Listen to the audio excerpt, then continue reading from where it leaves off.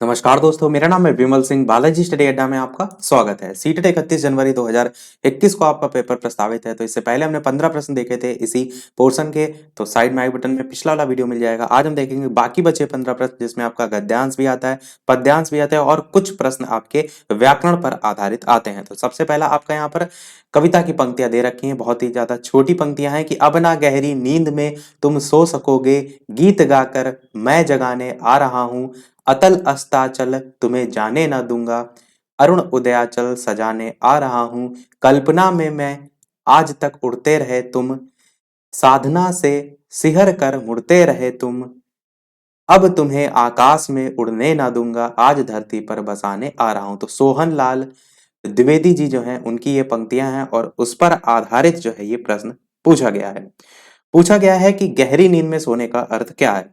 इस प्रश्न को मैं स्किप मैंने इसीलिए नहीं किया है गद्यांश और पद्यांश को, क्योंकि कोर्स में है आपका तो आपको तो पढ़ना ही है। ऐसा तो है नहीं कि सब पेडागोजी ही के प्रश्न आते हैं, तो इस टाइप की भी प्रैक्टिस जरूरी है। तो इन चारों ऑप्शन में गहरी नींद में सोने का अर्थ के संदर्भ में पूछा गया है। ये लिखा ना गहरी नींद में, कि अब ना गहरी नींद में तुम सो सकोगे, गीत गाकर मैं जगाने आ रहा हूं। तो मृत्यु को प्राप्त होने के संदर्भ में लिखा है, परिश्रमी होना, बेखबर होना या फिर चिंता युक्त होना। बात करते हैं इन चारों ऑप्शन में कौन सा सही होगा, तो सी वाला आपका ऑप्शन बिल्कुल सही होगा कि बेखबर होने के संदर्भ में इसमें बताया गया है। अगला प्रश्न देखते हैं आपका 107 कि कवि लोगों को कहां नहीं जाने जो है वो देगा। इसी पंक्ति के अनुसार ही पूछा गया है, पाताल में, अतल गहराई में, या फिर जहां सूर्य अस्त रहता है, या फिर पतन की राह पर। तो इस प्रकार से चार ऑप्शन है, बताना है इन चारों ऑप्शन में कौन सा सही होगा। तो ऑप्शन एबीसीडी में से कौन सा सही होगा, चलिए बात कर लेते हैं आंसर की। तो आपका आंसर जो है डी वाला बिल्कुल सही होगा, पतन की राह पर।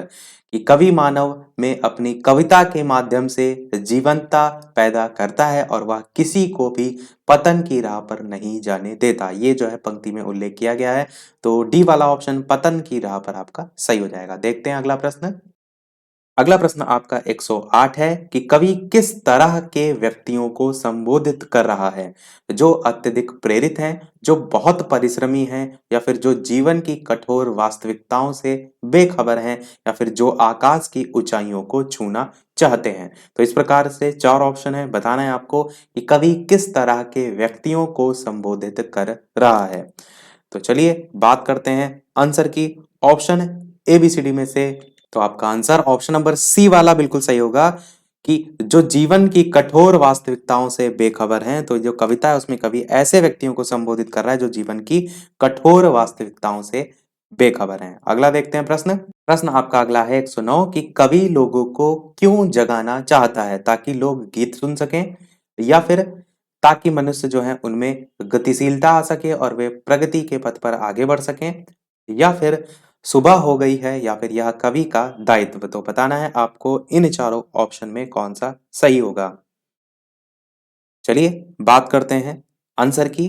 ऑप्शन एबीसीडी में से तो आपका ऑप्शन बी वाला बिल्कुल सही होगा कि मनुष्यों में गतिशीलता आ सके और प्रगति के पथ पर आगे बढ़ सके। अगर आपने ऊपर पंक्तियां नहीं भी पढ़ी हैं तो क्या गीत सुनाने के लिए कभी कभी प्रोत्साहित करेगा, तो नहीं।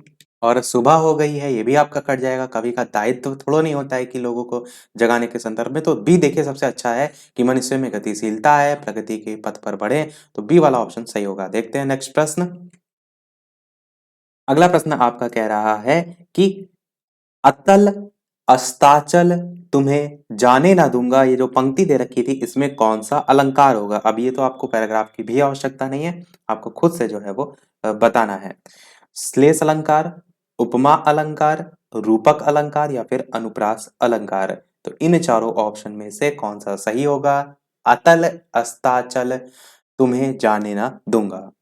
तो चलिए बात करते हैं आंसर की। तो आपका ऑप्शन एबीसीडी में से आपका डी वाला ऑप्शन सही होगा, अनुप्रास अलंकार।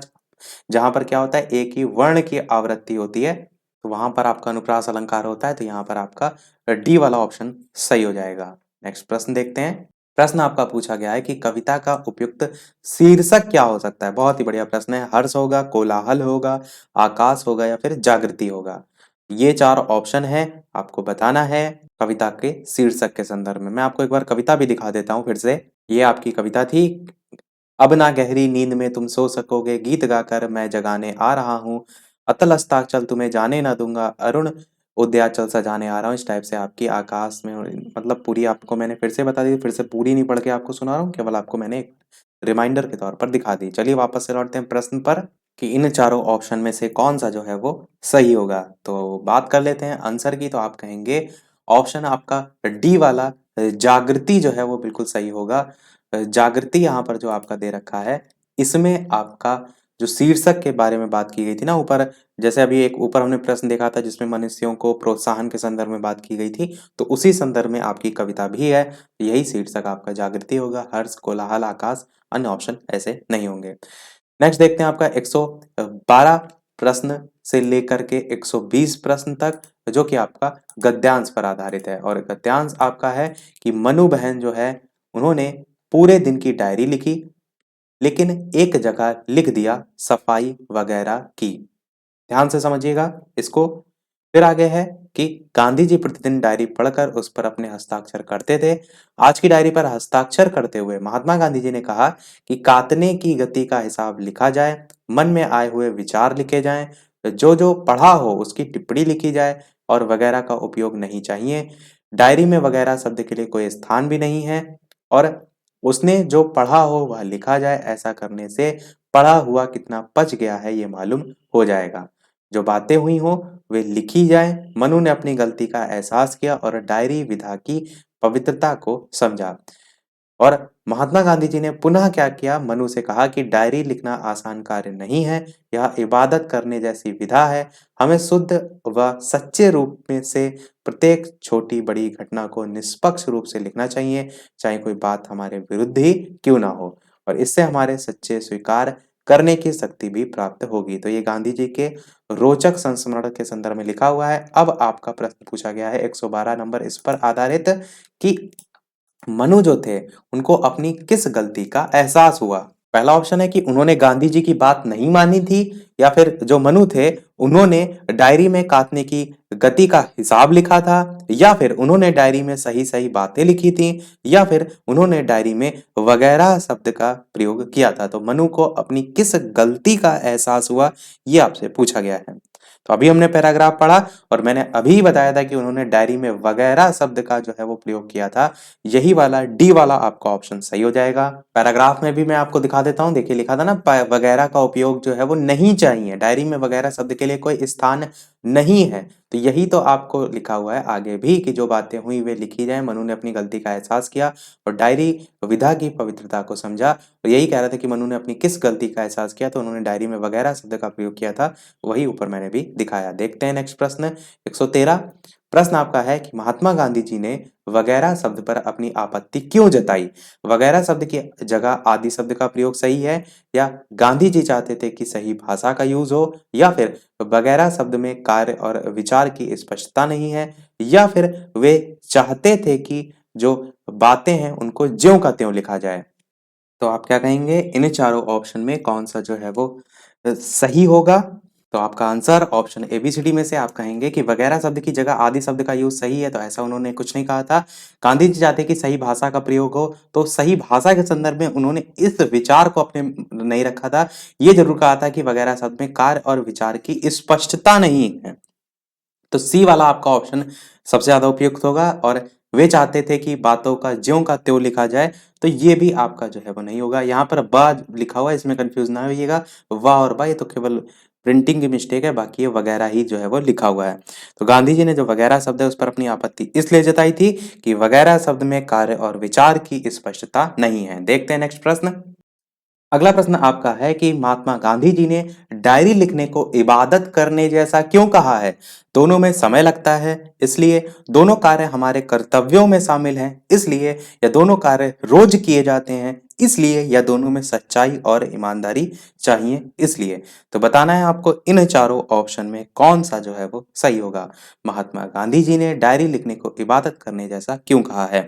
बात करते हैं चलिए आंसर की ऑप्शन एबीसीडी में से। तो आप कहेंगे डी वाला बिल्कुल सही होगा कि दोनों में सच्चाई और ईमानदारी होनी चाहिए। इसी के संदर्भ में तो उन्होंने कहा था कि डायरी लेखन से व्यक्ति क्या करता है, अपनी छोटी से जो छोटी कमी है उनको स्पष्ट करता है और पश्चाताप करता है। इससे हमें सच्चाई स्वीकार करने की शक्ति मिलती है। तो यही आपका डी वाला ऑप्शन सही हो जाएगा। अगला देखते हैं 115 प्रश्न। 115 प्रश्न आपका है और वीडियो पसंद आ रहा हो तो वीडियो को लाइक भी सभी लोग कर दीजिएगा। आपके एक लाइक से मुझे मोटिवेशन मिलता रहे। 115 प्रश्न कह रहा है कि डायरी लिखना इसलिए महत्वपूर्ण है क्योंकि इसमें व्यक्ति स्वयं का विश्लेषण करता है और स्व मूल्यांकन भी करता है। दूसरा है, इसमें व्यक्ति पूरे दिन किए गए जमा खर्च का हिसाब किताब कर सकता है। तीसरा है, गांधी जी इसे महत्वपूर्ण मानते थे। चौथा है, इसमें व्यक्ति का समय अच्छा गुजर जाता है। तो ऑप्शन काटना मैंने पहले ही आपको सिखाया है कि समय काटना तो कोई कभी नहीं सिखाता है। गांधी जी इसे पर्टिकुलर नहीं महत्वपूर्ण मान सकते क्योंकि जो ऊपर पैराग्राफ हमने पढ़ा उसमें इन्होंने ऐसा कुछ नहीं कहा है। इसमें व्यक्ति पूरे दिन किए गए जमा खर्च का हिसाब किताब, तो ये भी पैराग्राफ में नहीं कहा गया है। पहला ऑप्शन आपका बिल्कुल सही होगा। क्या कि इसमें व्यक्ति स्वयं का विश्लेषण करता है, अपने विचारों के बारे में तो पैराग्राफ में बताया गया था, और स्व मूल्यांकन भी जो है वो करता है। और अच्छा, एक चीज और ध्यान दीजिएगा, क्या मैंने जो बताया ना स्व मूल्यांकन, ये जो वर्ड है यानी कि जब आप अपने विचारों को लिखते हैं तो अपने जो विचार है उसका भी तो आकलन हो रहा है, उसमें उसका मूल्यांकन का भी एक आधार होता है। अगला प्रश्न है 116 कि गांधी जी जो हैं प्रतिदिन डायरी पढ़कर क्या काम करते थे? हस्ताक्षर करते थे क्योंकि यह नियम था, लोगों को उनकी गलती का एहसास कराते थे, या फिर आप कहेंगे कि डायरी पर हस्ताक्षर करते थे और ये देखते थे कि व्यक्ति अपने कार्य और विचार में किस दिशा में जा रहा है, और या फिर हस्ताक्षर करते थे ताकि जांच का प्रमाण दिया जा सके। नहीं, आपकी पहले ही जो पैराग्राफ था, मैं चलिए पैराग्राफ भी दिखा देता हूं, जिसमें स्टार्टिंग में ही लिखा था कि गांधी जी प्रतिदिन डायरी पढ़कर उस पर अपने हस्ताक्षर करते थे।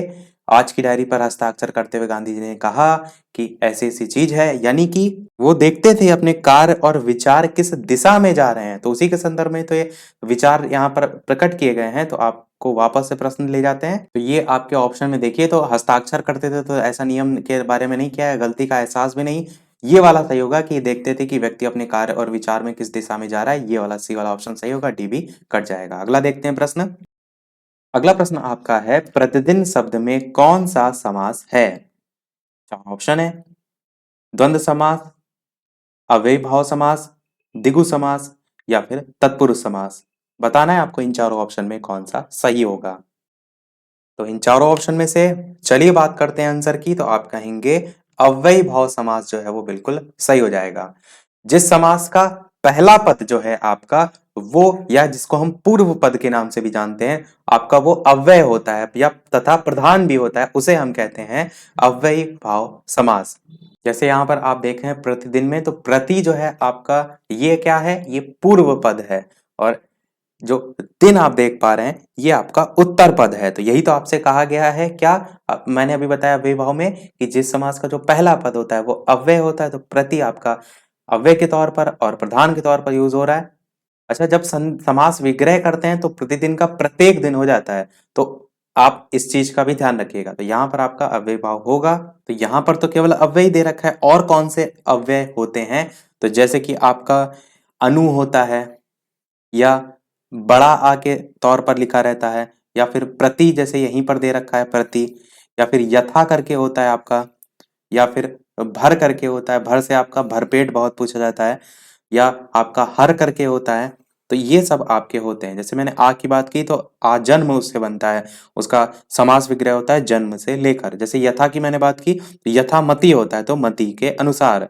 जैसे आपका अनजाने होता है बिना जाने, या फिर आपका ऐसे बहुत से एग्जाम्पल होते हैं, तो आप जब अलग से पढ़ेंगे तो देख सकते हैं। देखते हैं नेक्स्ट प्रश्न। 118 नंबर प्रश्न आपका अगला है कि पढ़ा हुआ कितना पच गया का अर्थ जो है वो क्या होगा? चार ऑप्शन है। पहला कह रहा है कि कितना सही उच्चारण के साथ पढ़ा है ये, या फिर पढ़े हुए का कितना विश्लेषण किया है ये, या फिर पढ़ा हुआ कितना समझ में आया है, या फिर पढ़ा हुआ कितना आत्मसात किया है। तो पढ़ा हुआ कितना पच गया है, इसका अर्थ जो है वो क्या होगा?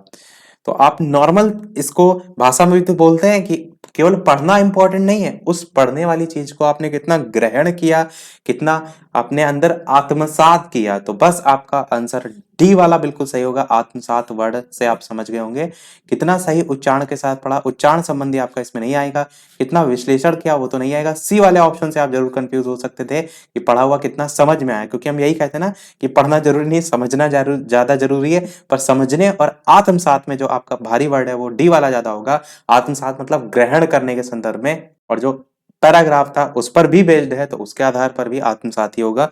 डी वाला ऑप्शन सही हो जाएगा, क्योंकि डायरी को ही लेकर वहां पर लिखा गया था। अगला देखते हैं 119 प्रश्न। 119 प्रश्न कह रहा है कि कार्य शब्द जो है उसका तद्भव रूप बताइए। सेवा, कारज, काज या काम। चार ऑप्शन है, बताना है आपको कार्य शब्द का तद्भव रूप क्या होगा। तद्भव तत्सम में कभी कंफ्यूज ना होइएगा। तत्सम जब आप लिखते हैं इस टाइप से तत्सम, तो देखिए वर्ड में यहाँ पर सम आता है, सा आ रहा है, तद्भव नहीं आता है उसमें सा। तो सा से हमेशा ध्यान रखिएगा कि ये संस्कृत के शब्द होते हैं तत्सम वाले, और तद्भव हिंदी के। तो तद्भव रूप पूछा गया है, यानी हिंदी का पूछा गया, तो कार्य का हिंदी रूप आप क्या कहेंगे, तो आप कहेंगे कार्य शब्द का तद्भव रूप ना, तो वो काज जो है वो होता है। सी वाला आपका ऑप्शन जो है वो बिल्कुल सही हो जाएगा। देखते हैं हमारा अगला और इस वीडियो का लास्ट प्रश्न, और इसके बाद एक प्रश्न हम आपसे भी पूछेंगे, जैसे कि सभी वीडियो में हम आपसे एक ना एक प्रश्न पूछते हैं। वीडियो अभी तक आपने लाइक ना किया हो तो गद्यांश पद्यांश इतने अच्छे अच्छे मैंने आपको प्रैक्टिस कराया, एक लाइक तो आपको बनता ही है, क्योंकि जरूरी ये है ना कि आप ऐसा ना हो हिंदी में केवल एक पोर्शन ही पर ही फोकस करते रहे हमेशा, पेडागोजी पेडागोजी, इस टाइप की चीजें भी तो प्रैक्टिस करना जरूरी है। क्योंकि एग्जाम में आएगा तो किस तरीके से आप उन चीजों को पढ़ेंगे, पहले पूरा पढ़ लेंगे फिर प्रश्न को जाएंगे, तो सारी चीजें जरूरी हैं। चैनल पर नए हो तो सब्सक्राइब करके भी अवश्य जुड़ जाएगा, और टेलीग्राम चैनल से नहीं जुड़े हो तो वीडियो के डिस्क्रिप्शन में आपको लिंक मिल जाएगी, सर्च करके भी जुड़ सकते हैं। प्रश्न देखते हैं आपका लास्ट, कि विचार में इक प्रत्यय लगाकर शब्द जो है वो कौन सा बनेगा। वैचारिक बनेगा, विचारिक बनेगा, विचौरिक बनेगा या वैचारिक। इस प्रकार से चार ऑप्शन है, बताना है आपको इन चारों ऑप्शन में कौन सा सही होगा। तो चलिए बात कर लेते हैं आंसर की ऑप्शन एबीसीडी में। तो विचार शब्द में अगर आप एक प्रत्यय लगाएंगे तो वैचारिक बनेगा, डी वाला आपका ऑप्शन बिल्कुल सही होगा। और इस प्रकार एक प्रत्यय वाले और भी शब्द हैं जो यहाँ पर एक्सप्लेनेशन में दे रखे हैं, उसको भी देख लीजिए। जैसे कि आपका हो गया प्रशासन प्लस एक प्रशासनिक, प्रकृति प्लस एक प्राकृतिक, चमत्कार प्लस एक चमत्कारिक। तो इस प्रकार से आपके और भी वर्ड हो जाएंगे, हो सकता हो इनमें से कोई आपसे जो है वो पूछ लिया जाए। तो अब देखते हैं वो प्रश्न, जैसे कि सभी वीडियो में हम प्रश्न पूछ। तो ये प्रश्न आपका बाल विकास सेक्शन से हम पूछ रहे हैं, क्योंकि जो हम सेट आपको करा रहे थे 2011 वाला वो कंप्लीट हो गया है। तो बाल विकास सेक्शन से प्रश्न है आपका कि इनमें से कौन सा सूक्ष्म गतिक कौशल का उदाहरण है। दौड़ना, लिखना, चढ़ना, फुदकना। ए बी सी या डी में से कौन सा सही होगा, अपना आंसर वीडियो के मेन कमेंट में टाइप करके जो है वो बताइएगा। सीटेट की लाइव टाइमिंग है दोपहर के 3 बजे, तो लाइव आकर भी आप इन प्रश्नों की प्रैक्टिस कर सकते हैं। तो इसी के साथ आज के हमारे प्रश्न समाप्त होते हैं। आज में इतना ही। वीडियो पसंद आया हो तो लाइक अवश्य कीजिएगा, चैनल पर नए हो तो सब्सक्राइब जरूर कीजिएगा, और सभी लोग इसका आंसर वीडियो के मेन कमेंट में अवश्य बताइएगा। तो मिलते हैं अगले वीडियो में, तब तक के लिए नमस्कार। Thank you for watching.